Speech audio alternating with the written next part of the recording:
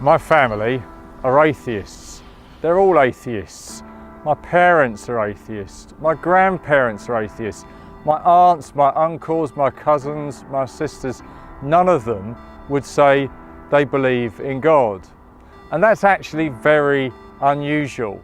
For most people, certainly in the West, if you ask them the question, do you believe in God? Their response would be, I don't know, I'm not sure, I've not thought about it, maybe, could be, there might be somebody up there.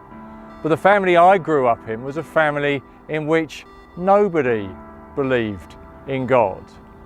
When I was around 18, I became friends with two people who were Christians.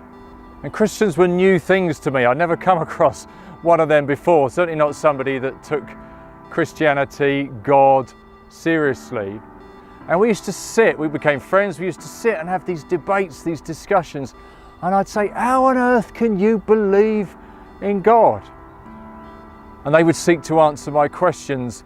And then finally one of them, a young lady called Nadine, she said to me, Matt, the problem with you, she was quite blunt, she said, the problem with you is that you've got lots of opinions, but they're based on ignorance. It was slightly harsh, but she was telling the truth. And so she gave me a challenge. And her challenge to me was to take a look at God, and in particular at Christianity, for myself. So I said, okay, I'll take a look. Not in any rush, but I began to think. She gave me a copy of the Bible, which I'd never really read before, and I began just bit by bit to have a read. And the stories in that book that grabbed me more than any others was the story about Jesus. The stories about what he's claimed to have done, to have said, and who he was. And as I began to read that story, I thought, this is extraordinary, it's amazing. But I had one big question. Is it true? Is it possible that the story about Jesus in the New Testament is true? Could he really be the Son of God? That was my question. And I realised that lots of people have looked at that and thought that can't be true, and there must be an alternative explanation.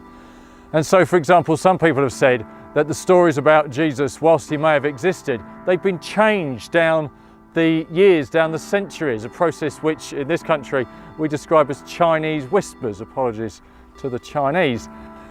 That the story's been changed, it's been added to.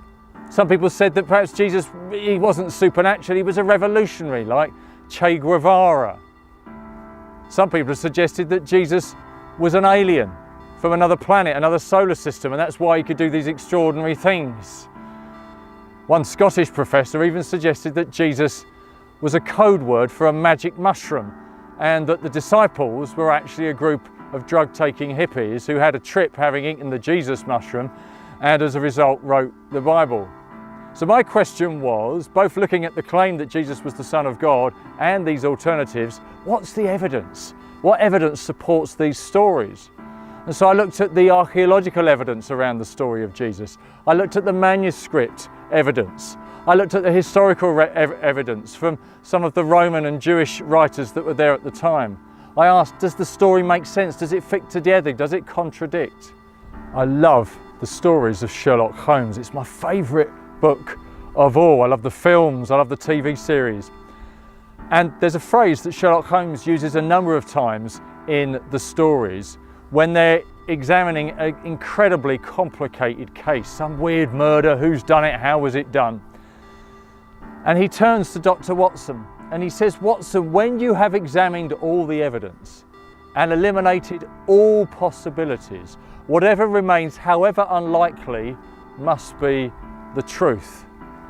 And as I looked at the story of Jesus, as I looked at the evidence, the conclusion, however weird and strange, is that the one that fits, the explanation that fits the evidence best, is the fact that Jesus really was and is the Son of God.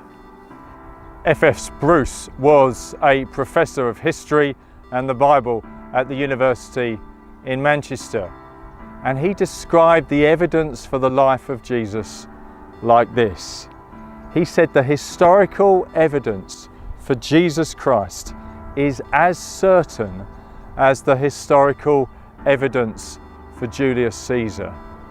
And as I looked at that evidence, I finally became to the unlikely conclusion, you know what? I think this is true. I think Jesus really is who he said he was. The problem I now had was that the implications of that were life-changing.